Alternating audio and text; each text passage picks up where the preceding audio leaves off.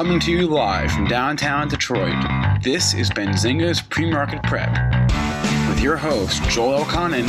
This is a volatile puppy here, isn't it? And Dennis Dick. I'm bidding a penny. I will buy the stock for a penny. With everything you need to start your trading day.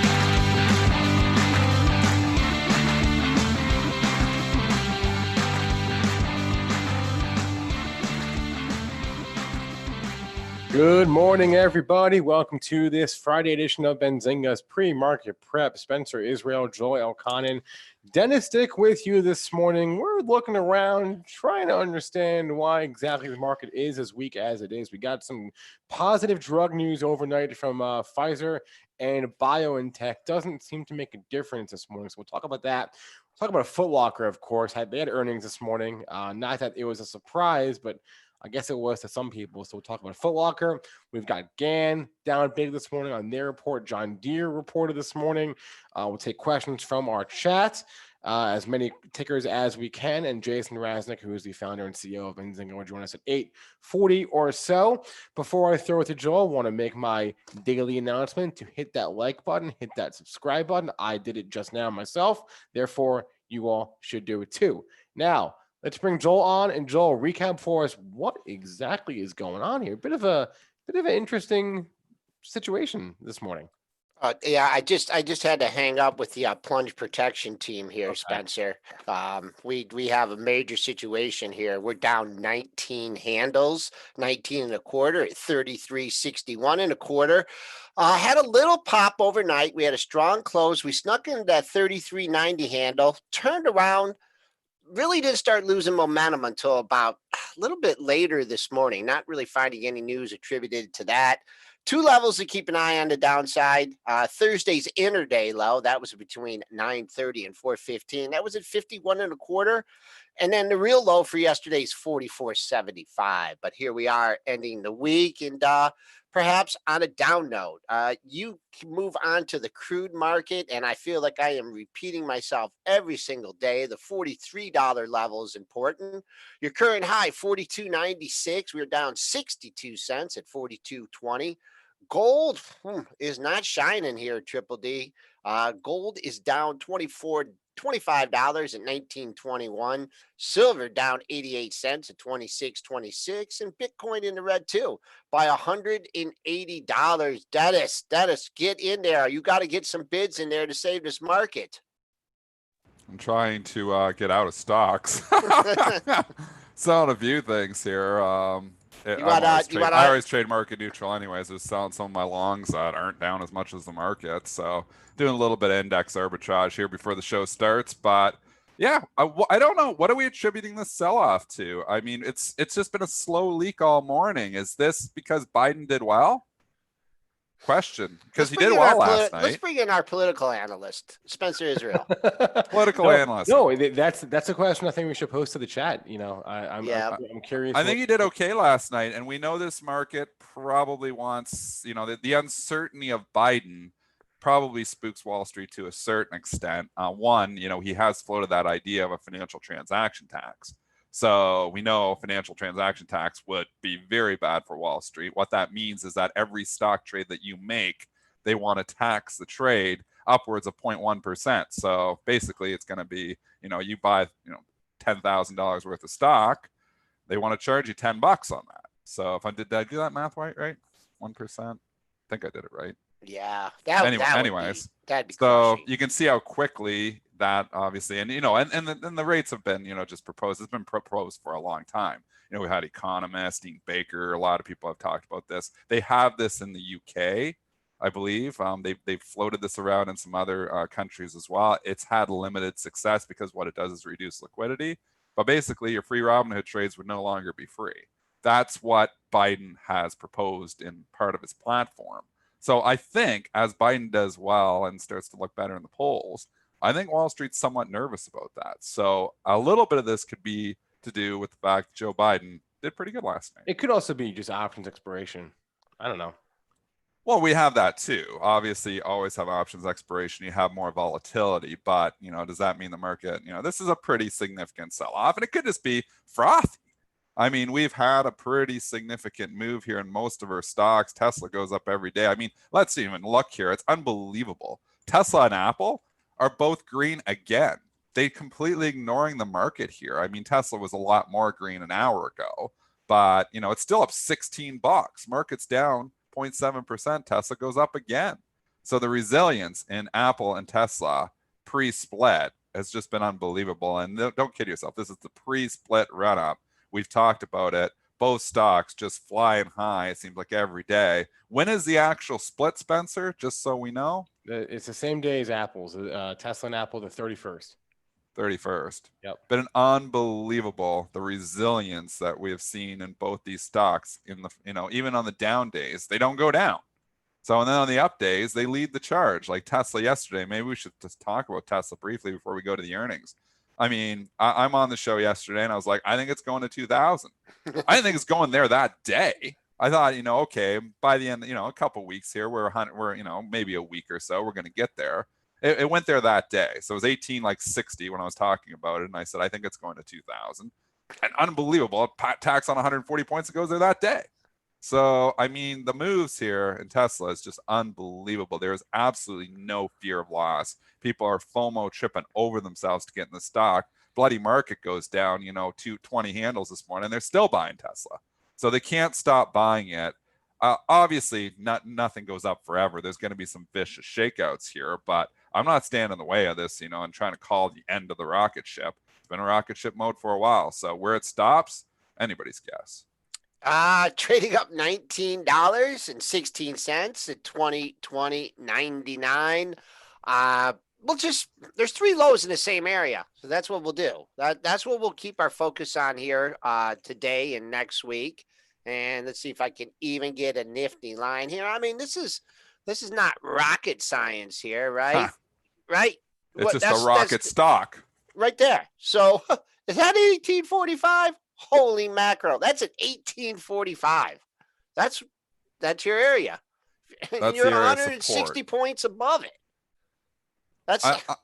It's been going. I mean, this is the pre-split trade. We've talked about this, and I've said multiple times. I used to trade these splits. You don't see them very often anymore, but I said they typically run and run and run into the split. And no doubt that is what has exactly happened here. It announced the split back when the stock was in the gutter. You can see the day, August the 11th. The next day, it gapped up, and it's been the gap and go ever since. Everybody jumping in, so excited for the split. And like we've said, there's been even trades in other stocks that have been chasing, the potential for split. We've been looking at the unbelievable strength in NVIDIA, CMG, same thing. They're looking at any stock that could potentially split, and they're buying them. So even Amazon in the last few days has started running again. Yep. And Amazon has been in consolidation station, just under 3,200 for a while, but it started running too. Now, with that being said, I mean, we have run so far on stocks like Tesla and Apple. You're coming in here now. Wow, the time to buy these things was a week ago or a week and a half ago, or even yesterday when we thought it was going to 2,000, but you're totally chasing it now. So you could get lucky and it could continue to go, or you could pull a rug out from under you. That rug could get pulled anytime. It doesn't have to run till the day of the split, but typically they show strength pre-split and weakness after the split. So I definitely wouldn't want to own it after X split date. You were waiting for the S&P edition pop to short. That's still a wild card. Yeah. That hasn't even happened yet. So that's, like the ace in the hole for Tesla here too, is, they're probably going to get that pop on the S&P. So maybe that's the top. Like I've been saying, I think when that happens, maybe that's going to be the top, but it's been impossible to call a top. I thought it topped out at 17.99 that day. And that obviously lasted for a month. But then once it started to gas it up and you could see it at 1600, I was like, well, it's going to challenge that. And it wasn't even a challenge. It blew right through it. So, valuation doesn't matter. It never mattered to Tesla. You can't look at it that way. Not until, the market starts to care about valuation again. And we don't know when it's going to start to care about it. So you ride if you're long it, I guess you just keep, bringing up your stops and don't let it get away from you. And, don't get caught in a 200 or 300 point slide that it will eventually have. But from all my experience is that they're usually strong pre-split. And exactly after this split, I'm going to keep a hawkeye on Tesla after this split. It could just be the classic setup. Yeah, because with the extra dividend run-ups, with the extra shares and stuff that I'm getting, I just, I don't want it to. Well, yeah, you're along the stock. So Yeah. are you, at what point, Joel, do you like lock in some of your money? Do you just hold I think Tesla forever? I think after the split, I think I will. I'll watch it trade for a little bit after the split, and I'll because I hate doing numbers. I mean, it's still going to be a $500. Like it's worth more than Walmart. I mean, at a certain point in time, you can look at it and say it doesn't make any sense at all. But it's never made sense. It didn't make sense all the way up. But you know what? It doesn't matter. It's got the story, and the story is still hot. So you can't look at it from valuation. But I mean, if you want to look at it from valuation, if you're a long-term investor, you need to look at stuff from valuation. You're a trader. Who the hell cares? Nobody cares about valuation as a trader. I don't care about valuation. I don't sit here and crunch numbers when I'm making trades. 99.9% of my trades I put on, I don't look at valuation. If it's going to my long-term portfolio, I kind of look at it a bit. Like my retirement account, I kind of look at it a bit because you know why? I got burned back in the day just buying P's of 100 and forgetting about them. But as trades, it just goes with the flow. You go with the flow. So, but this isn't your long-term portfolio. So at a certain point in time, there's a lot of good news priced in here. All right, let's move on from Tesla. Like I said, Joel after the doesn't want to split, make a decision on his Tesla. No, I need to see how it trades after the split. After it trades after the split, It's going to trade down after the split. What? And Joel, It's going to trade down after the split. Joel, wait, let's also watch both of these stocks next week because the record date for Tesla's today, the record date for Apple's Monday. All they are just deadlines on paper. Exactly. If you want to, for some reason, if you want to participate in the split, it doesn't do anything for you. It just means you have less shares, more shares that are worth less. But if for some reason that you wanted, then today's the last day to buy them. So I would watch. I'm not buying more. I'm not buying. So, No way. It doesn't do anything for your investment, but I would just watch them next week. Watch these stocks after the record dates. I'm just curious what's going to happen. I don't know, but the record date. I'll figure out what the equivalent of 1845. I mean, who knows what can happen in today's session? But Right. the way I like to look at things, the way I try and help people out on the show is using the daily numbers. And right now, there's the only thing I can tell you is I don't know where the top is. Psychological 2000 blew through that. And there's 3 lows in the same area. So as long as those 3 lows hold, that's what I have to do. That's what I have to follow. It takes out those 3 lows and I don't know. Where are you going to go here? You're going to go back to 1400 equivalent? I don't know. But move on. I'm tired of talking. Foot Locker. So Foot Locker. Oh, let's Dennis talk is Foot going to Locker love here. this So one. let's rewind the clock back to August 10th. Foot Locker comes out and they pre-announce their earnings, which anyone can do. We saw Rocket did it a few days after their IPO. Foot Locker pre-announced. They said, "Hey, our quarter was so good. We're so excited. We're going to tell you about it now." And they said, "Expect us to report an EPS between 66 and 70 cents." And analysts at the time had a 60-cent loss estimate. So Foot Locker was like, "Forget that. Our numbers are great." That was and all. they also said the comps were going to be up 18%. Right. Oh, that too. So fast forward to today, and the new estimate. So analysts see that and they raise their estimates, and they raise it to 57 cents. Foot Locker comes out and says, "Oh yeah, their range of 66 to 70 cents per share. We actually did 71 cents per share last quarter." They try to trump their pre-announced by a penny. And comps of 18%. No. Comps were actually 18.6% last quarter, and we're going to restart our dividend program. So they just came out and they just like juiced it. We said this on the show yesterday. I said, do they pop it again on the pre-announcement that they already pre-announced? Do they pop it again? And they absolutely do. I bought this at the close yesterday because I was like, you know what? The market's so dumb. The algos are so dumb that they'll just pop it and on the earnings that we already knew about. Yep. So I actually sold it last night because it was popping ahead of it. And I was like, well, I don't even have to take it through. You can see last night it was trading up to like 27.80 or 27.90. So I took the easy money last night and sold, and I didn't have to take it through the report. And then lo and behold, they come out and they pop it immediately on the numbers. And I see multiple articles saying comps 18% of Foot Locker and earnings beat, that 60 or 71 cents versus the 60-cent estimate. I was like, they already announced this last week. And the market pops it again because you know why? The algos that are buying, the news algos that are buying this aren't reprogrammed to look and say, oh, they announced this 6 days ago. They just look at where the analyst estimates are and they look at the comps and they see, oh, that's a good report. It was already announced 6 days ago. So that's how dumb this market is. It actually popped the stock up over $29 on the earnings report that we already knew about. So it's leaking here again because it leaked the last time. And I actually posed that question to Twitter when it was trading at 29 this morning. Do they sell off the Foot Locker because they sold it off on the same earnings report that they sold it off on last week? And they are starting to leak it. I mean, yes, people can say, oh, but they reinstated the dividend. They had half the amount that it was before. I don't think that's that great of news. If they're killing it and rocking it on all, and comps are going up 18%, then why in the hell don't they put the dividend fully reinstated? So I don't think that argument holds water either. The reason it popped today was news algos that trade on the headlines weren't programmed to know that it pre-announced 6 days ago. These algos aren't reprogrammed to figure that stuff out. And right on the headline, she popped up over $29.50. Free money to whoever's sitting out there and selling, and free money to whoever took it through the report, because we knew they were going to beat. They already said it. That's a market inefficiency that you can take advantage of, and that is an actionable trading idea that we gave you on yesterday's show. So somebody's saying I never make a good call. Okay, well, I made a good call on that one yesterday. I'll pat myself on the back. The Twitter follower who said all I make is bad calls. Yeah, I mean, if we make such bad calls and everything, I don't know why they would want to waste their time here. I mean, seriously. I'm wrong on some stuff. I'm wrong on some stuff for sure. We said this yesterday. I wish I could be right 100% of the time. I really do. But like I said, if I was right 100% of the time, I would have all the money in the world. Nobody is going to be right 100% of the time. In this business, if you're right 51% of the time, you're making money. So at the casino, if the casino makes money 51% of the time, they're making money. 50.5%. So you guys can call out if we make 10 calls on the show, the odds are 4 of them are going to be bad, 6 are going to be good, maybe 5, maybe we're going to be bad that day. Maybe we're going to have 6 bad ones. We're just trying to give you ideas. I'm not trying to tell you to go buy this stock or sell this stock or to go do this. I'm trying to give you my opinion, my educated professional opinion. That's all. So all right, it's I think that's perfect.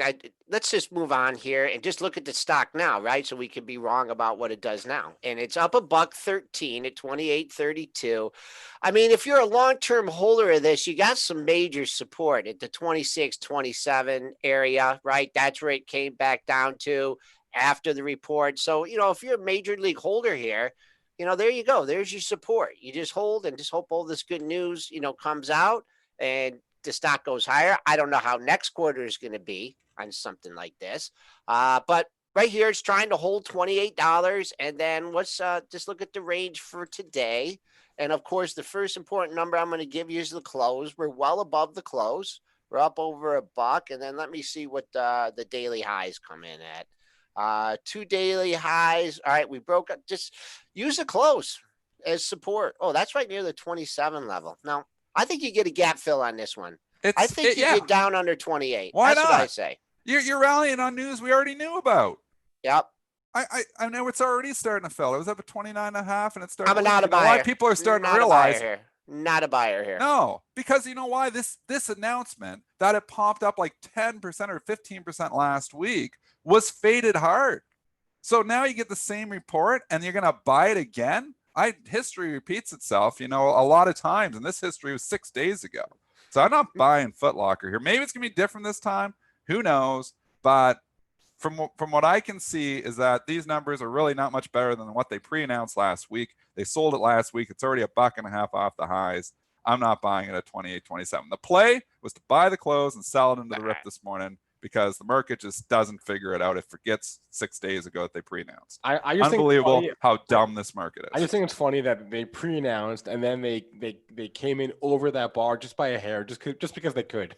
Yeah, well, yeah, they pre-announced. Let's pre-announce a penny light so we can come in a penny over. Yes. I mean, it's all just, that's the game, right? Who was that on the show that came on and said that's been the game they played for 20 years, 30 years? David Trainer, right? They lighten it. They give the estimates. They throw a little lighter. We cool a little bit so we can beat that number, and then the market will pop us on it. I mean, the whole game is stupid. Hey, but that's what they do. We're going to move on to a new stock, but CJ Vick says to Dennis, I love your calls. I used to be mad when you would call the stocks I were in stinkers. And then And then I The realized stocks I'm in are stinkers sometimes too. then I realized I'm the in some stocks I was stinkers. trading were bad stocks. People are just mad because they lost money. So thank you, CJ Vick. Well, you know what kind of ticked me off is somebody's yelling at me because they lost money in GAN. And I'm like, was I bullish GAN yesterday? I was mad at myself that I had sold my stock and not rebought it because I sold my stock at 26 and I was like, if it come back down 1920, I was like, gonna rebuy it. And I never rebought it and went up and I was like, I missed it. And I was mad at myself that I missed it. But that didn't mean I was buying it ahead of the report. I definitely was not long GAN ahead of the report. And let's go to this earnings report and we can talk about it. It's a good segue in. But I mean, somebody's calling me out that I lost the money in GAN, GAN. I wasn't even in GAN. So I don't know. But, sometimes obviously, we're going to make bad calls. And Teladoc, I was bearish Teladoc and it's up a couple points since I was bearish it. But for the most part, on GAN, I didn't think I was bullish yesterday, but at least going into the report, I said I missed it, and I was mad at myself that I missed it. But anyways, let's get the numbers for GAN. Yeah, I mean, such a new company. I don't really know how meaningful the estimates are. In any case, The market thinks they're meaningful because it's down 18%. Their earnings per share, they lost 33 cents per share last quarter. Estimate was that they would lose a penny. Sales was okay, 8.3 versus $8 million. They reaffirmed their sales guidance, which I think may have been just a smidge lighter. The estimate was at the high end of the range that the analyst estimate was at the high end of what the company said, so maybe a little bit light on that. What else did they say? Obviously, revenues are increasing dramatically year over year, but I'm not really sure how to parse these numbers. Again, it's such a new public company, and in this environment, of course, the numbers are going to be great year over year. I mean, they're a gaming, essentially a gaming technology company, so. The market thinks they're bad. Yeah, I guess so, clearly. I never buy on day one. So there's people coming in and immediately buying the dip, thinking it's going to pop right back. I mean, on all these stocks, I usually don't buy on day one because you don't know where it's gonna fall out to. This has had some time. So this isn't like this just hit the tape and all of a sudden, it might be like the 21 and then snap back rally and they take it green. This is traded now all night, all morning. It's traded actively down here in the 20 handle. It is pricing down here. So this isn't probably just going to snap back now. Sometimes you can see the snapback on the initial number where it goes down. And they're like, oh no, they're misreading. And then 2 minutes later, it pops back up. We're talking about 12 hours or 16 hours after reported now. So, I mean, you're at a point now where, okay, they're pricing it as a bad report. And opinion's probably not going to change immediately. If you're buying it at 20, where's it going 6 months from now? I don't know.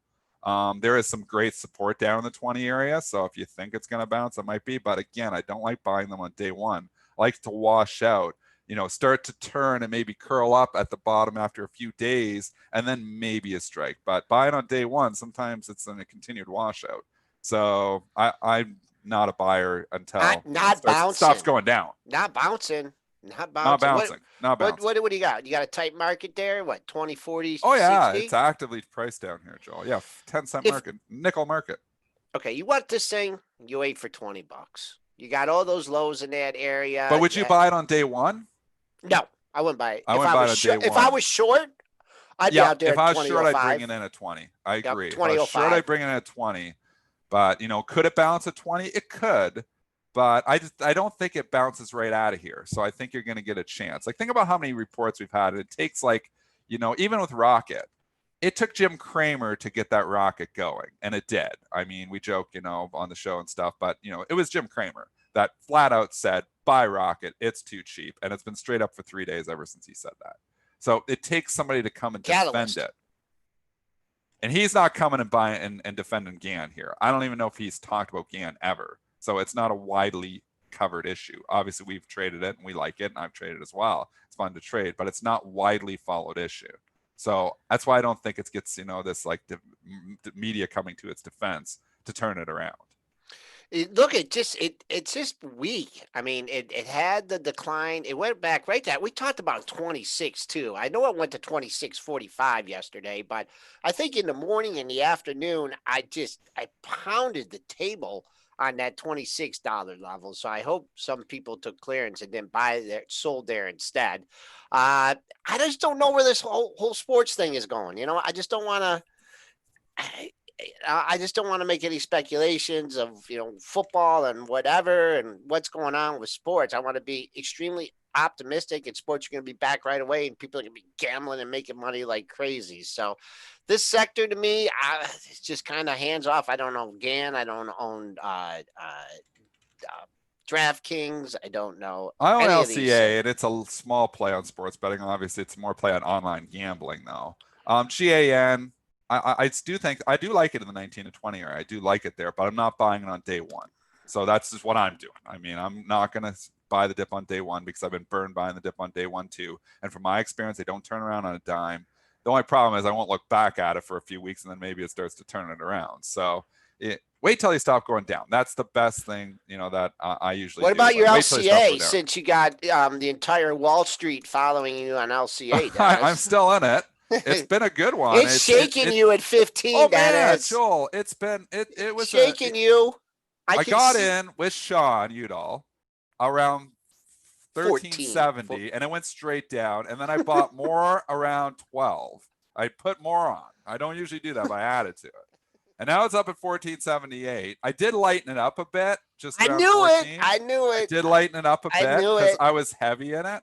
And I was like, I'm back to a normal size position in LCA. So I've lightened up LCA, but I'm still holding a normal size position because I was in a heavy position on it. For me, a heavy position. So I don't know. I still like the story, and I still think once it's not a SPAC, it could start to get hot too. So I got this long-term account.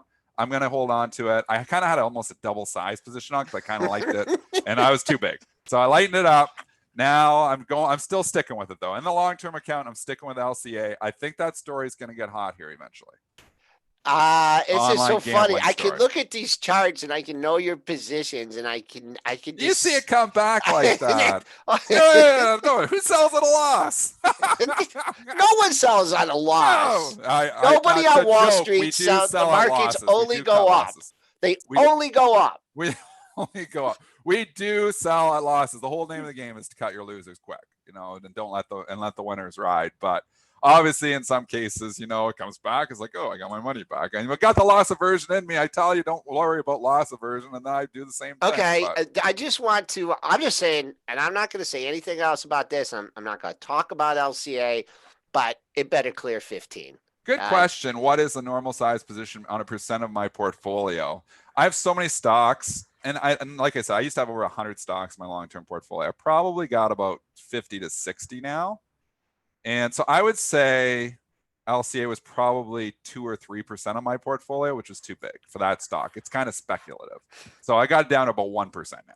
So that's where I'm more comfortable with it because it's speculative. I'm comfortable. Like on a stock like Apple is like 3 or 4% of my portfolio. A stock like Google is like 3 or 4% of my portfolio because those are blue chip companies. So I'm comfortable, and they've grown into that. Like MasterCard at one time, I had to keep selling my MasterCard because it kept taking over my portfolio.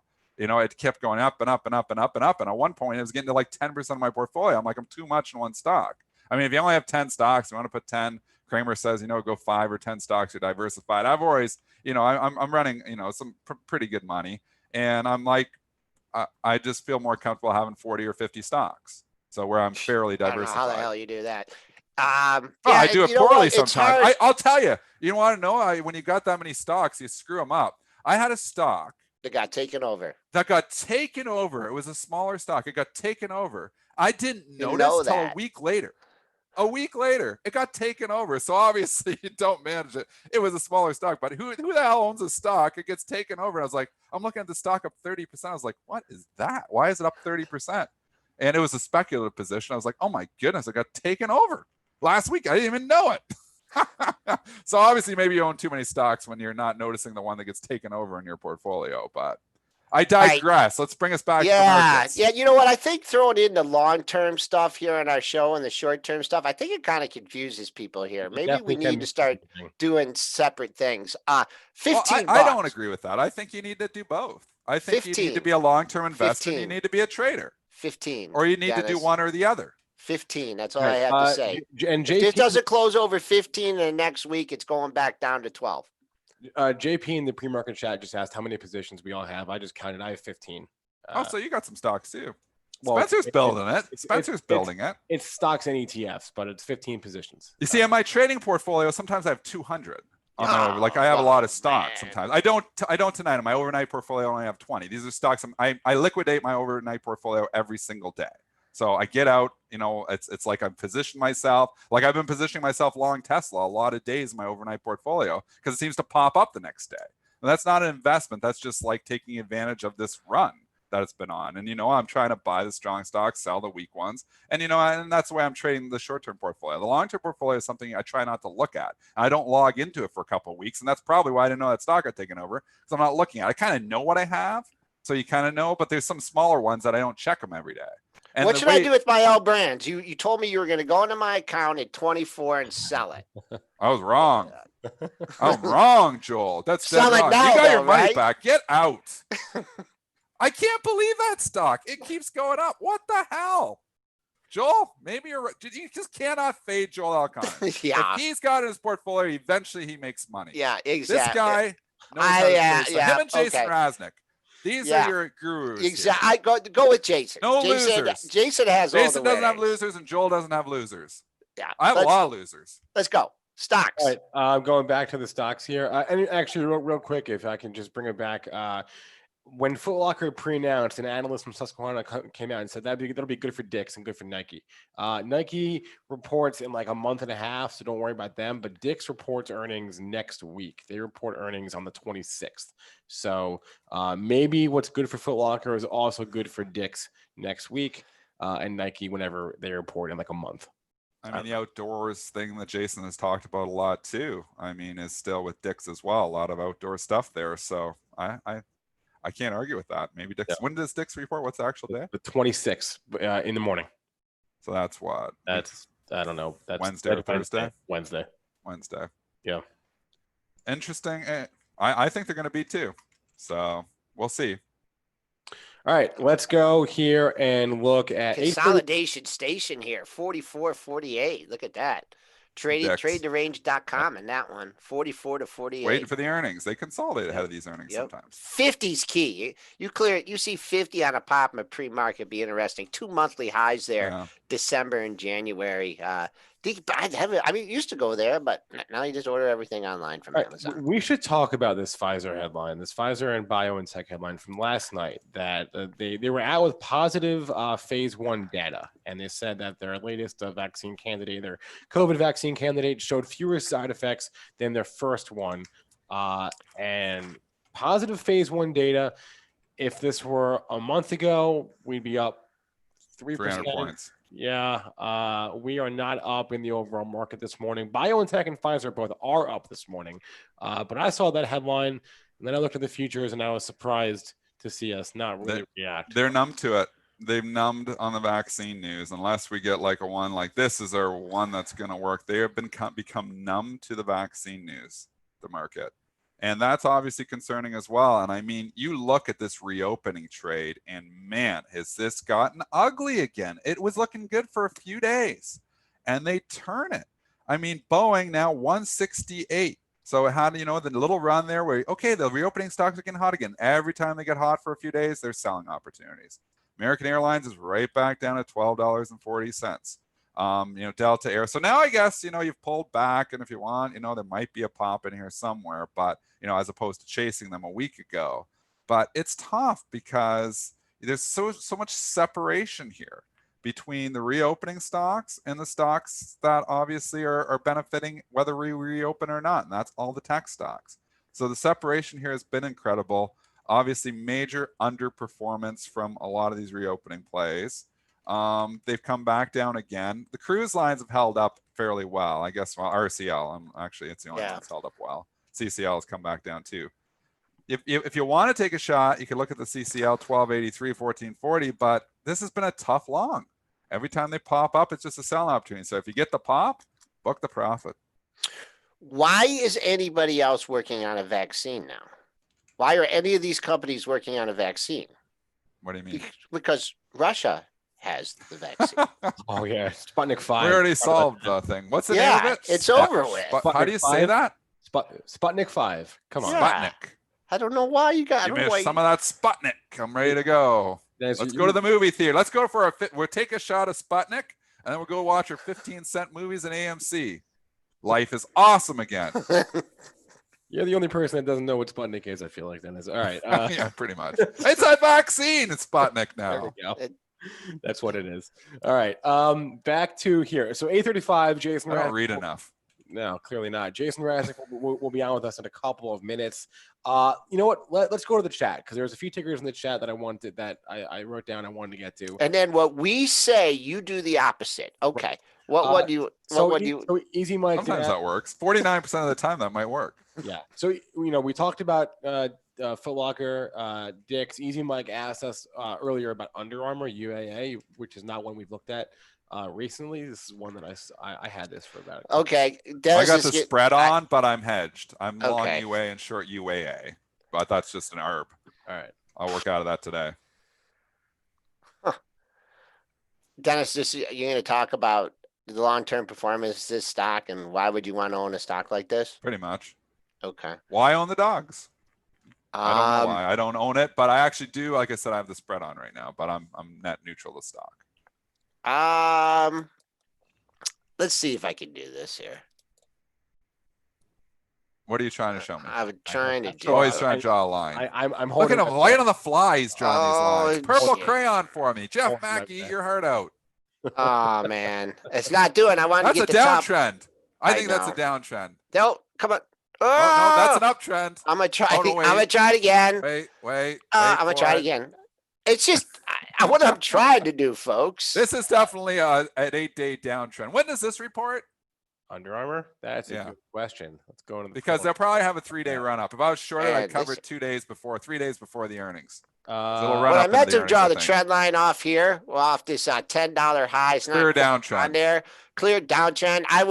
I'm not a channel trader or whatever, but you could draw another channel going this way, and eventually it's going to break out of the top of the channel. I don't know when the hell it's going to, but there's some support here. You do have a pair of lows back right in this area too, so it's critical for Under Armour to hold the support. I couldn't get interested on the long side here until it breaks above this and that's on a daily, folks. That's a pretty steep down trend line. So if you want to play it for a little kind of a pop, wait for it to get above that. Wait till 3 days before the earnings report. When's the earnings report? They should show you how much we pay attention. They already reported like a month ago, 3 weeks ago. Oh, okay. Well, forget about that then. It's retail earnings season. Why do they report so much ahead of retail earnings season? Under Armour and Nike. That's how much we care about Under Armour. We didn't even know they already reported. That's how much we care about it. Next. All right. Will AMD break 83 today? That was the question from AMD. A tough day for it. That was an awesome candle yesterday. I am long the call spread, obviously, in AMD. And I think it's going to 100. I still think it's going to 100 by the end of the year. Is it going to do it today? It's a tough day for it. It's holding up well. I love that candle yesterday. That's the complete key reversal on the upside. That I would be a buyer of the pullback in AMD. I like it. I don't Joel know. doesn't. I like it. That's why we have a market. I mean, we got a bet. Maybe we have a bet. Okay, let's make a bet. Okay, 82.5. What do you want to do? You throw it out. Go long. I'm bullish. Okay, so what are you going to propose to me? I say it hits. What's 5 points down from there? 77.5. I say 87.5 before 77.5. I'm getting my pen for a lunch. Write it down. Wait, I'm writing it down. He sold. He hit the bid. We have a bet. We have an official Joel Elconin versus Dennis Dick bet. 87.5. I have. You have 80 or 77.5. Very comfortable with this bet. Very Joel's comfortable. bearish. I'm bullish. This is why we have a market. I think it's going to 100. You know why I'm comfortable with this bet? Because the all-time high is 87.29. It was buffeted by 86.98 high. So it's got to bust and make a new all-time high here.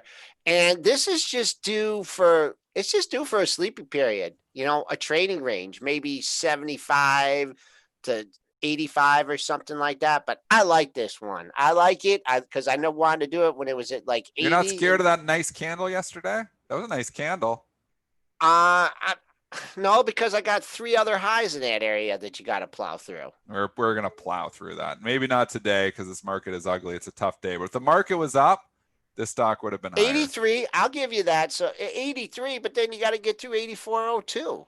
Then we're gonna go through 85, and then we're gonna go through 86. I don't and then we're know. gonna go through Hey, 87. Then we're gonna be at 87 and a half, and I win a lunch. You should just, baby, you know that's what, how Dennis, you you do should it. just book the loss on that call spread or whatever it is. Oh, you don't Because like my call whenever you spread say either. a I'm stock's 80 going to 100. 100, Long the 80, short the 100. You're going to $6 hate it options cost even me. more after this one. Wait. Back it up. When is this bet expire? There's no expire. It's whatever hits it first. Whatever hits it first. Oh man. Yeah, Okay. 77 and a half or 87 and a half. If it stays between 77 and a half and 87 and a half for decades from now, the bet will still not have closed. All right, It's going to end. I'm going to say it's going to end within a couple weeks, and I'm going to be I'll make another lunch bet on that. eating lunch at Potbelly's if they're still open. Oh, that's going to be tough. You can't even come across I the know. border. I can't go across the border. I have to fly. I could fly across the border to see You can't fly? You can No. fly across the border. You just can't drive across the border unless it's essential business. But this is kind of essential business. Collecting a lunch bet from Joel, it's kind of essential business. So maybe I could tell the guard at the border that. Now it's essential business. I'm collecting an important lunch, and it's usually at Potbelly's, and we're not 100% that the company is still going to be there. So What is the name actually, of that guy? Potbelly's been doing pretty good. What's the name of that guy that always was nice to you? There's not a lot of people that were always nice to me. So At the border. Oh my Carter. God. Okay. Carter. I'm bringing this Sorry. back here. We really went on a. Yeah. I'm gonna get Jason on here in a couple of minutes. Hey, and thanks for the $2. A cash $2 tip. When do we see that? When do we Yeah, see we that? need to get these tips. How do we get these tips? It's all cyber money. We only accept Check your- tips. Thank you, Akash. Check your Bitcoin wallet, Dennis. All right. You know what? I just want to tell you one thing. I'll There check my is a Bitcoin gas wallet. station that I go to that has a Bitcoin machine. Okay. And I It always spits out observe Bitcoins. Bitcoin what? It spits out And little I always Bitcoins. observe, and there was actually two people in line. There was a person in line, and then there was another person in line. I don't mind the And Bitcoin. have you I've said seen the that. Grayscale commercials? They are excellent. They They're are excellent. They make me want to buy Bitcoin. They do you own do. Bitcoin? I want to. Yeah, I You don't had know it where for the- a while. I Joel don't know played where it the perfect. Had it login for a is. week and doubled his money, and then never I gotta touched it find. again. I gotta find the login. Spencer, for do you that have one. Bitcoin? No, I never have. I never have either. I got to figure this out someday. Once I have the ETF, maybe. Yeah, maybe. Okay, GBTC. I know it's over the counter. You don't trade it. Okay,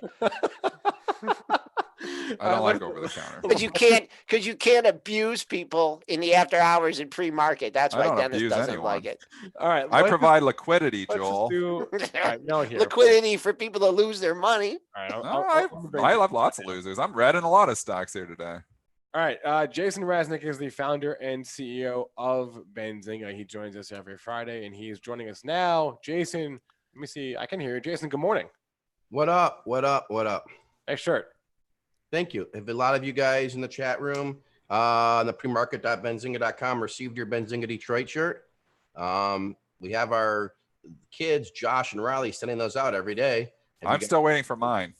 Oh, well, you didn't hit the form. Wow. You weren't. I hit the form. Yeah, I there's a thought I form. did not. I didn't know I had to hit the form. Okay, I got to get the form. Where did I get the form? Oh, my God. All right. Tell us where we So- get the form. We all want Benzinga shirts. How do we do this? Explain to us how we get these Benzinga shirts. Dennis, you have the inside thing. Can you go to the everybody Slack and Stacy? No, he can't actually. Oh, you can't? Okay. Spencer, can you send him the form? Yeah. Or How can do you- the people in the chat get the form? Because they want it too. That's even better. That's even better. Tell Well- the people in the chat how to get it. They have no. There's difference. Okay, Dennis.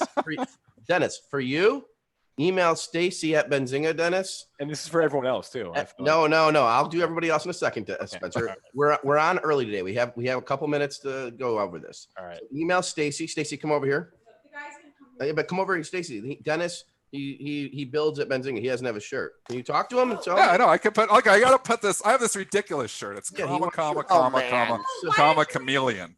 It should be a Benzinga shirt. So why did you ask me? I sent a bunch. This out. is what they have me wearing because you guys don't send me a shirt. Well, send me your address and send me everything, and I'll send it out today. This doesn't have a hat. Excellent. I'm writing it down. Wait, okay. Her email is st. now you're gonna get a lot of spam after Go, this. one, Stacey, say it. Stacey. It's all right. Don't. It's STACEYRAZ@gmail. Oh, okay. No, Don't do it. you know how much That is- spam? No, we no, got that's from wrong. the Yeah, spam so much bots. spam right now. That's Hey, wrong. hey, Jason, do Now you not have to give her change your cell phone email. number, Do okay? CC at Benzinga. STACEY at benzinga.com, Yeah, Dennis. Okay. that's better. Give her your size and your address All right. and whatever else you want to give her. The Okay. size is XL. Okay. I'm I wearing need to go XL on a too. diet. Okay. JCS2, thank you for the tip, buddy. We got Okay. more tips coming in here. Wait, and hold on. So one of the other things, well, not the Gmail, Renee. We're gonna use I'm gonna hide that one. We're gonna use the Stacy at Benzinga. She screwed up. STACEY at Benzinga. Okay. But now if you're a user of us and you're like in the chat, what I love for you guys to do, because the way it helps us grow is if you tell brokerages about us. I don't care what brokerage it is, if you're using even Verizon or whoever it is, say, I love Benzinga. Please give me more Benzinga. You send a screenshot of that and I will send you a shirt. We don't spend money on marketing like that. And so that's our way to get the word out. So you send a thing to Robinhood that we love Benzinga, want more Benzinga, and then send us an email to STACEY at Benzinga, and also include me, Jason at Benzinga, JASON at Benzinga. Then, Josh, get out of here. Then that's sufficient. Okay. So I was also love going to these mention, tangents. there is a link in the description of this video to the Benzinga Shopify store. There are no shirts on. There are some shirts on the store, but there's a lot more there. There's hoodies, there's socks, there's mugs, there's a mug with. what is the link? What is the link to the Shopify store? Right. So I'll say it out loud. It's easier to just go into the description and click on the link there. But the link is shop at Benzinga. Like this? Shop at Benzinga. .myshopify.com. But again, the link to this is in the description of our video. So just go in there. It says Benzinga merch, and there's a link to it. So there's all sorts of swag. There's a mug with Jason's face on it. I don't know why you'd want that, but it's there. And socks and shirts and shorts and other things and hats. Yeah. So. And one thing, I know people keep talking about the getting the likes for the show because in the YouTube algorithms or whatever. We'd love for you guys to be subscribers to the channel. We're at 19,800. We can hit 20,000 by the end of this weekend. Then Spencer can eat dinner tonight. And so That's right. Spencer can eat dinner. And Dennis and I do not need to eat it because we're trying to be on a diet, but we're still not. And I know people are getting mad that we're not talking about stocks. So we're going to do something a little different today. Every Friday I come on and do something a little different. And I know Dennis and Joel, I don't know what I'm about to do, what Spencer does. I'm going to share my screen, my portfolio, and I'm going to do it right now. Whoa. Nice. Okay. Full transparency here. I like it. Well, not full, but somewhat full. Don't put your account number up. Yeah, get the account number off there. Jason, did you practice this? I hope so. I didn't practice it because this is live. What do you mean? I mean, I didn't. Well, you could have practiced it with Spencer. No, we didn't. We don't practice anything. We just go for it. Who needs practice? We don't Who practice. said that? Who said that? Jason, just full screen that so we can see it a little bit. Here's the portfolio. How can I see what I'm sharing? I can't even see. He told you he doesn't have losers. There's no losers there. No, hold on. Can you guys see properly? I can't see what I'm sharing, guys. Okay, so. Zoom in one or two more times. Holy, why didn't we hear about that SUI? There we go. Can you see it properly? 6,429%. I've never made 6,429% on anything. I don't think. We never even heard about this one. I gotta close the door. Hold on. Wait, and also, okay, well, his cost basis is $2. What I was gonna say also is when he gets. I'm back. I can still hear you. Okay, Jason, just hit full screen on your Chrome or whatever browser. Just hit full screen on the. A little afraid to do that, but okay. Well, no, just hit the full screen, the green button on the top left. So you bought Apple at $14? I'm a little afraid to do that, Spencer. I don't want to do that. Why do I have to do that? Just so it'll make it bigger for us to see. But all right. I thought this is big enough. All right, it's fine. It's fine. Okay, so let's see what we got. That SUI $2 to $145. So the That's a good one. The SUI I think was actually $7. I don't know why it says $2, but maybe it's split. I don't remember. I owned it. What year did you buy that? 2000 during the financial crisis. 2008, 2009. Yep. And I wimped out. I had 300 shares. I had 1,000 shares. And then before earnings, I thought they may cut the dividend, but they didn't. And I would have had 1,000 and that portfolio would have been even bigger. But okay, I do have losers and we'll get to that. This is showing from biggest gain to the Apple for it. When did you buy the Apple? Oh, Apple I bought when the iMac came out, the blue translucent device, the blue one. I sat at Comp USA for 6 hours one day and watching how people would react to it. I waited 3 weeks once it was out, so it wasn't just all the newbies.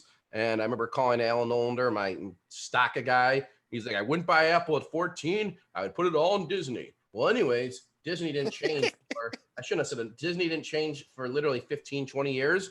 And I bought 16 shares of Apple. My dad's like, well, you should buy a round lot. And I didn't even know what that meant. I was 22 years old, or I was 18 years old, I think. I can look at the year and the dates. So then I called back and bought another 84 shares. That was my first 100 shares of Apple. And then I bought more. But this is one of my accounts. This is not the long-term account. This is the one that I'm actively trading. I've screwed up in this count, guys. Well, this looks like a long-term Pretty account. long-term if you have Apple. Yes, you're right. You're right. But to call a spade, I also own Facebook since IPO. And then when the March crisis happened, I sold my Facebook and then rebought. Go to, someone's trying to watch a show and they said they can't get on. I don't know why. Go to YouTube then and type in Benzinga. My portfolio is PreMarket.benzinga.com will get you there. That's what I told the guy. So then these are some of my other stocks. ADC, yeah, let's look through this. ADC I like because I like the dividend. It's a REIT. I don't want to be all technology. That's your buddy too. We had him on the show. That's my buddy too, but I don't have any inside info. And guys, I remember when I did the Express Spot, people said, Jason, have some integrity when you have inside info. I never would trade stuff if I have inside info. Yes, we're a news organization, so I sometimes get stuff. I never, ever would use inside info to take advantage of the market. We talk to the SEC all the time. So I never want to think twice. So nothing I own or trade on would be anything of inside info ever. It just would be so dumb of me. So yeah, that ADC is my buddy. And what I do know about him, he has incredible drive and he's never going to quit. And he always wants to win. And I think he'll build one of the best REITs in the world. And when he took over, their major tenants were Borders, Kmart, and one other company that's gone. And now they have the Walmarts. They have everyone. They have an unbelievable portfolio. Unbelievable. Now, so ADC is one of those. Wendy's I bought during the my email is blowing up with shirts. You guys got to send screenshots of what you recommending to the broker. Just remember that. Okay. So then Wendy's I bought when it was down to $7 during the crisis. Doesn't it say I bought it? It says last price 20. Does it say what I bought? That was during the COVID crisis? Yes, $11. That's a good one. I bought it at $7 and then I sold it at $9, but then I rebought it. Okay. And then you guys know about work. TRSSF is the OTC cannabis stock. DOOO, it's one of those outdoor plays. To be honest, guys, I want to sell it because I don't think the upside is 100%. So I want to sell it, but I'm not because I don't want the tax. So I'm already been in it for 4 months. I'm like, all right, another 8 months, I'll keep it. That's kind of how I feel. Twilio, this one's hilarious. I sold Twilio right before the big rally. And that's another one of my friends, Jeff Lawson. And I talked to him. I sold it before the big rally. I'm like, and the COVID thing. So I rebought it back, but it says a 53% gain. If I never sold it, that would be a 350% gain. It's very frustrating, my Twilio. Now, GAN, let's talk GAN. So GAN, I'll tell you the number of shares I had. I had 1,500 shares going into earnings yesterday. I sold 300 shares of the common yesterday. So I sold 300 shares of the common stock yesterday. Doesn't mean I'm not still long it. Our original buy on GAN, as you see, is 1650. GAN, the reason that it went down, it wasn't because the earnings and numbers. It's because they finally announced the news that FanDuel is not using them anymore. And so that's why they released the news that they got that Penn deal, and they say they have a bunch of other deals in place. But you want to know the reason I sold 300 shares of GAN? It wasn't because any of that.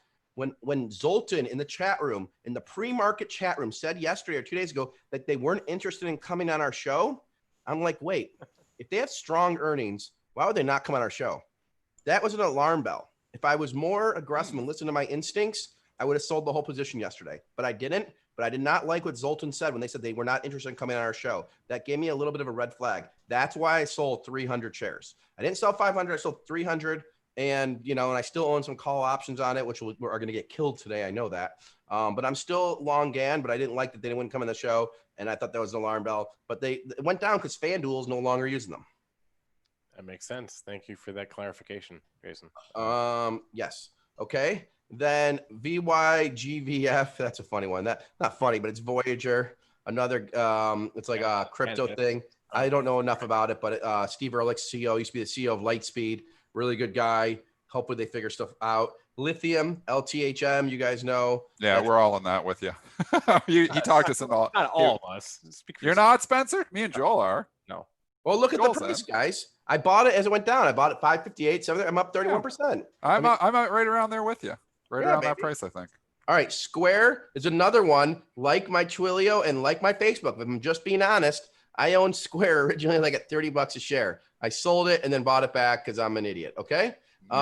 COLB, I bought during PPP. They're one of those community banks, and I'm like, these community banks have gained way more in assets. So I bought a bunch of community bank stocks. Several of them are sold now. You don't see them, but the trade worked out. I will sell COB one day. I don't even know what the name of the company is. I don't even know. Columbia Banking. Okay, I don't even know that. I bought it because the PPP loans. Another one is Yeti. I've been buying, I bought it originally at 30, but then I got rid of it. And then I went to my son's baseball game and everyone had a Yeti. So I bought it back the week after at 43. If I would have went to the game a week earlier, I never would have sold. Now I'd been in $10 cheaper. Taco has been a bad one for me. Del Taco, I've owned probably 7 years. It's been a loser, but now it's coming back. Del Taco, I think it's a great taco store. I was actually trying to get 2 people involved in a leverage buyout of Del Taco. That didn't happen. I'm serious. You tried to talk me into it too, I think. Yeah. So I'm glad you didn't do it. Okay. So RKT, this is not my main position of RKT. This is a very small position. My main position is in another account where I bought it at $18. This is a small position where I wanted to see it actively because everyone kept talking about it and I didn't know what it was. It's in another account. I'm going to do one of those stock transfers from this UBS account to an account where I own. It's one of my bigger positions. It's Tesla, RKT are probably my biggest positions. Facebook, I told you what I screwed up on that one. And then I own PIHPP. That one is a 7% dividend. The max it'll go to is 25. It's just a nice dividend play. And that's why I have it. Upwork and then Ford. I bought Ford because of the Bronco. The Bronco car that when it comes out, I think people are going to be shocked at the numbers. So I'm going to continue to hold Ford. And as it goes down, I'm going to build a bigger position. I'm short. Now, here are the ones that I'm short. PLNT, Planet Fitness. I may cover it if I see gyms reopening more, but I'm short PLNT. Here are the losers now. So Ruth's Chris, I'm short, down 12%. Can't be short anything in this market. You're right. You notice a trend here. Along all in the ones he's short, he's down on them all. Right. Look at that. Look at that, guys. Look at my delta. I remember I told you those ones I'm not short. I bought call. Now, luckily, these are call options, guys. When I buy options, I buy so little of it because I just look for the 10x gain. So I'm the delta. I probably spent $600 on it, and I'm down 95%. So that's going to be a dog. I'm going to lose on it. The lithium one, I think lithium one, I know it's down 93%, but I actually think it'll come back. And Groupon, I own 500 shares just to fair. I kind of like Groupon right now. I don't know why. Like just the technicals. I actually wrote this one's funny. I wrote this one down this last night that I was like, I don't mind this. It's consolidated a couple days. I kind of feel like it could run again. Just squeeze the shorts a bit. I think there's room to 35. So I kind of like the Groupon right now, as a trade. I would say that it's gone from 17 to 28. So it's, the reverse split. So Groupon, some of the founders of Groupon are the main investors in Benzinga. So I just wanted to have it in my portfolio to track their shares. It's not a fair thing for my portfolio to show that it's down because I never bought any more shares. I own the least amount of shares you could possibly imagine. I just wanted to track it, but it makes my portfolio look ugly. My dad, however, he owns a bunch of Groupon and he's very happy lately because it's coming back and it's coming back strong. They cut out a lot of cost out of it. They put new management in place and it's a whole different company right now. So I kind of agree with you and I see the rally. And when Dennis looks at technicals, he knows his stuff. I mean, he yesterday on the show, he said, I think that Tesla's going to rally up to 2,000. Well, what did it do? Go up to 2,000. I called Dennis I like to give credit where credit is due, just so we're clear. I called Dennis last Wednesday or Tuesday, and he answered my phone, actually. Dennis never answered the phone. Dennis answers the phone for me 1 out of every 10 times, honestly. So when he answered, I almost like hung up. I'm like, what is that? Like his voice? Well, I have these Tesla call options and I didn't know what to do with them. Then this was my biggest trade. And he's like, I wouldn't sell it. Well, I waited 3 more days and then I sold it. Well, if I didn't, I sold them for $30,000. I would have not sold it. they would have sold for 50,000. So yes, Dennis, I wish I would have listened, because sometimes we get them right, sometimes we get them wrong. This Tesla's been unbelievable, but you're still long. I mean, look at the thing. Are you sticking with the long on Tesla, going for 5,000? What's this? Well, Dennis, our friend, my old boss, but our friend Jim Cramer, you do that show, Am I Diversified? Do I look diversified, guys? 36%. You look diversified. Oh, I didn't notice that part. Look at that. Look at that 36% of. Well, I didn't want to show the dollar amounts of what I'm in each stock. Yeah, that's fine. No, Spencer didn't want me to do that. I was going to do it, and Spencer's like, no, you can't do that. I don't think we should do that now. So I didn't do it. He didn't really see all that, but you're not quite as diversified as you once were, because that stock has just went up so much. I sold 2 shares of Tesla yesterday, guys. 2 shares. And I own a lot of it. Okay. So I sold. You can own a lot more. Oh man. What's your you want to go for a fancy dinner? Your post split strategy. Do you have any ideas? What was your question? Post split strategy. Oh, that's the other thing. Thank you, Joel. You're the freaking man. Okay, Joel. Okay, that is exactly what we need to talk about. Where is Joel? Where's the thing? Okay, so I got asked this like 3 times. When the stock splits and you own call options on Tesla, do you get the 5 more? Do you get double the options then? Like triple the option? How does a split work with options, Dennis or Joel? Yeah, you get the more contracts, so it'll split. So if you have 100 shares, and what is it doing? 5 for 1? Yes. You have 1 call. You're gonna have 5 calls after the split. Oh, guys, you guys can come in. My office was leaking again today. That's why I've been in a bad mood. And there's workmen behind me now. Oh my goodness. No, it was leaking. What's going on? I told you. I missed that show. I missed that show. You did. Yeah, you were gone on that one. Is it the roof? What is it? Or is it the pipes? There's a whole team in here right now. It looks like. Look behind me. Okay, back to the Tesla. Oh, he's waving. The guy waved. Good advertisement for the guy in the shirt. Yeah. What's your company? What's the name of that company? Lansdowne. There's like 3,000 people watching. Yeah, I swear, I'm not lying. Okay, Tesla options. Tesla options. Let's go. Actually, no, there's not that many right now right live, but there will be. Tesla options, Jason. Okay. Yes, so, Tesla options. Well, that was the question. I didn't know what would happen. So, Dennis, I actually think it was dumb for me to sell any of the Tesla options, because remember, my whole thing was I wanted to sell a half option. Dennis? Yeah, I think that's a great idea. Me and Jason had an idea talking about there should be, if there's fractional shares, there should be fractional options. Well, isn't the entire point of options to use leverage so you don't? Yeah, I know, but when we want fractional options, so we can really, so poor people can't afford 1 call of Tesla. But they could afford a half a call of Tesla. But Dennis, what I'm saying, I like that idea, fractional options. Dennis, what I'm saying to you is, I wish you would have said this to me. I wish you would have said, Jay, don't sell your Tesla options, because when it splits, then you could sell, because there'll be 5 more split, and you could sell 1 or 2. Part of it after. I didn't think about that until it was too late, is what I'm saying. So you would have been holding, and you've been kinging it. It's 2,000. It's up another $30. Market goes down, Tesla goes up. Market goes up, Tesla goes up. Tesla just goes up, it seems like. I know, Dennis, but what I'm saying, if you would have said it to me, I didn't realize you get 5 options. I would have still owned the Tesla option. So I don't. This is my fault. Should never called Dennis. Partly your fault, yes. That's my fault. Now, my strategy with the split, Joel, I will probably sell a little bit, like 5% more. It is way too much of my portfolio. And right now, I don't know if the show say, Jason, give us a new pick today. I don't like, so people send me picks. This one guy, he loves PEIX. He's been trading it like crazy. He wanted me PEIX? PEIX. P isn't Peter. E isn't Edward. IX. It's like Pacific Ethanol or something. It went off the board. I'd never trade this one. But Yeah, hot. It's back now. Yeah, it's hot now. Jason. What? No, he was just saying that it went off the board before, but now it's hot. It's hot now. Yeah, and it's he loves it, but I don't have my next I don't have my next like what I want to go all in on right now.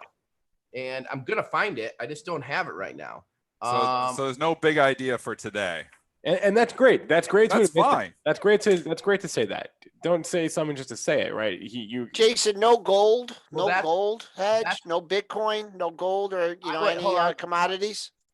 That's why when I worked for the street.com at one point, I had to write 3 ideas a day, and I thought that was BS. But like you guys remember, like I was on the show saying buy New York Times. That was a Luke idea, and that was a no-brainer pick. I am long Bitcoin. I've been long Bitcoin though for 8 years or 7 years. Holy.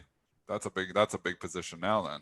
It's not as big as you would think, but went up and down. But I am long Bitcoin. But I'm not like, I gotta find the new breakout. Yes, RKT is one of those ones I own, but like it's not a quick trade for me. If it gets to 26, maybe I'll take a little off. $30 into the year, I would. I would love if RKT went to $30 into the year. I'll buy the chat room. I'll buy the chat room all warm up outfits, Benzinga warm up outfits. That'd be good. I don't think you have those, do you? No, we don't. We just have t-shirts now, but we're ordering more. Every 2 weeks, we're ordering new paraphernalia. All right, Jason. Before we let you go, just any final thoughts here? Yes. This could be another. There we go. Yes, and that's it. So, What's the final thought? It's okay if you don't. My final thought is that's all right. You feel free to email jason@benzinga.com with what tools you use. Check out Benzinga Pro. Tell us how we can improve. Keep being you. And I'm really sad that I didn't keep more of my Tesla options because I didn't think about the 5-for-1 split out of 5, and then I could have done the fractional options.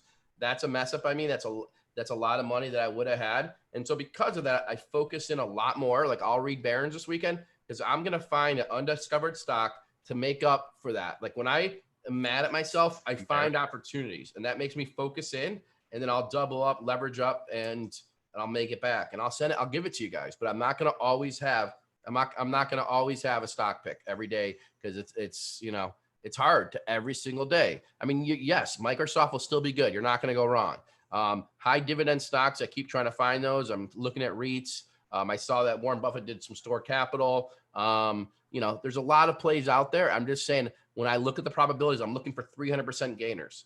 And I don't know the 300% gainer today, but there's a lot of individual singles that you can take in the market. No question about it.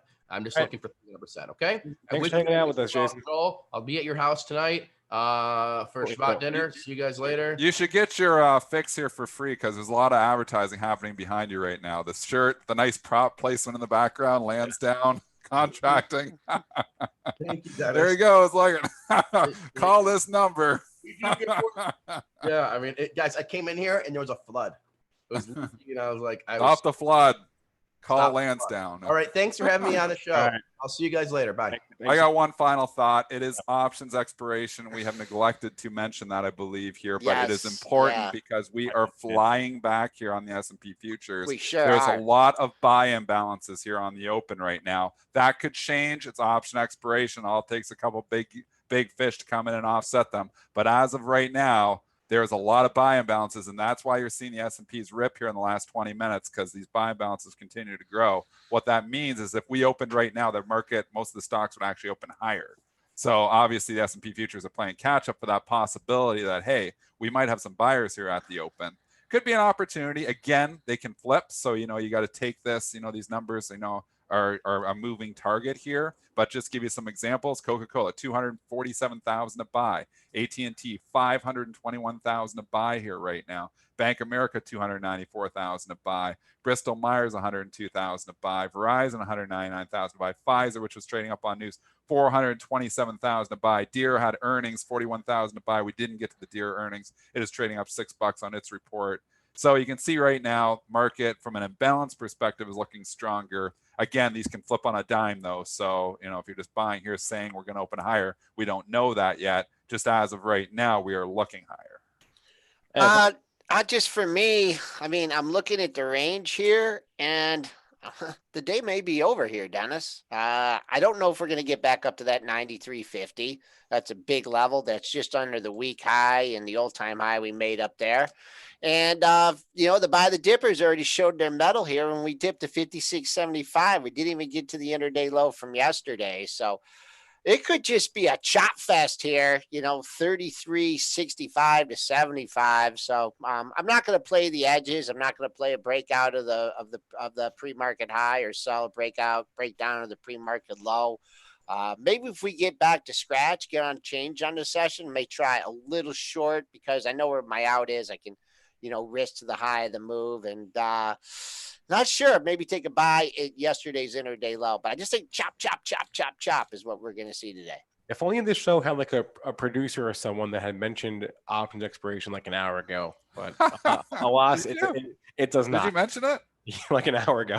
I know we just glossed over it, and we wanted to talk about.